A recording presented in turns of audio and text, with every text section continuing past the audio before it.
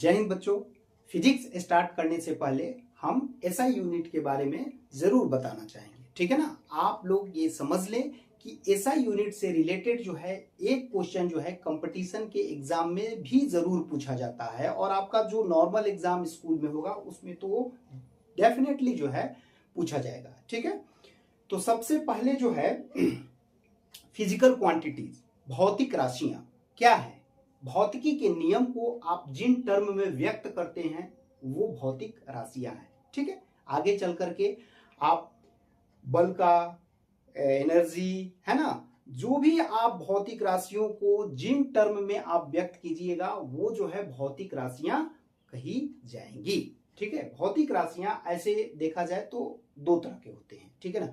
अगर डायरेक्शन के आधार पर देखोगे तो फिजिक्स में आपको स्केलर और वेक्टर क्वांटिटीज मिल जाएगा, लेकिन यहां आप देखेंगे एक तो बेसिक क्वांटिटीज, ठीक है ना। बेसिक क्वांटिटीज में क्या होगा कि वैसी भौतिक राशियां जिनको एक्सप्रेस करने के लिए वो इंडिपेंडेंट है, वो स्वयं, जैसे लंबाई के लिए जो है आपको किसी अन्य जो है राशि का जो है यूज नहीं करना है, ठीक है ना। तो बेसिक क्वांटिटीज होगा, और एक हो गया डिराइव्ड, व्युत्पन्न राशियां। व्युत्पन्न राशियां क्या है, जैसे कि आप फोर्स को डिफाइन कर रहे हैं, ठीक है ना। तो फोर्स को आप क्या लिखते हैं, F बराबर m में, यानी कि मास इंटू एसिलरेशन। तो मास और एसिलरेशन के टर्म में उसको आप व्यक्त कर रहे हैं, है ना, दूसरे टर्म में व्यक्त कर रहे हैं, तो वो जो है किसी के ऊपर निर्भर है, डिपेंड है। तो इस आधार पर आप भौतिक राशियों को दो पार्ट में डिवाइड करके, एक तो बेसिक और दूसरा जो है डिराइव।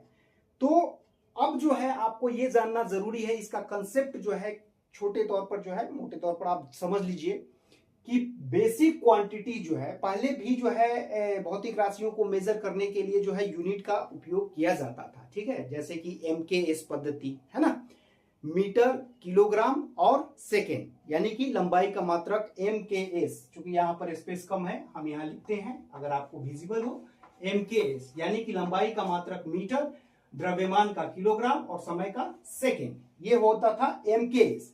इसके आधार पर जो है दूसरा था FPS। FPS क्या था, फुट पाउंड सेकेंड। FPS लंबाई का मात्रक फुट, द्रव्यमान का पाउंड और समय का सेकेंड। उसके बाद एक CGS भी था, CGS, ठीक है ना। CGS यूनिट, CGS यानी कि लंबाई का मात्रक सेंटीमीटर, द्रव्यमान का ग्राम और समय का सेकेंड।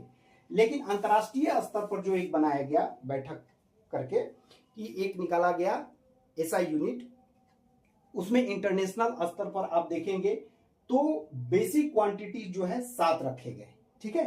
भौतिक राशियों को जो है बेसिक क्वांटिटी जो है वो 7 रखे गए। कौन कौन से हैं, अब इसमें देखिएगा। लेंथ, लंबाई का जो है ऐसा यूनिट क्या होता है, मीटर, और इसको सिंबल स्मॉल m के रूप में आप लिखते हैं। नेक्स्ट जो है मास का जो है ऐसा यूनिट होता है किलोग्राम, इसको जो है सिंबल के रूप में kg ऐसे लिखिएगा। इसी तरह से टाइम का सेकेंड, सिंबल के रूप में small s। Electric current, ampere, इसका ऐसा यूनिट होता है, ठीक है। शॉर्ट में इसको आप ऐसे कैपिटल ए से डिनोट करेंगे। टेम्परेचर को ऐसा यूनिट होता है केल्विन, ठीक है, इसको के से आप डिनोट करेंगे। जो भी ये सिंबल है, जब आप कभी आप ऐसा यूनिट लिखेंगे तो इनका ही यूज करेंगे, ठीक है ना।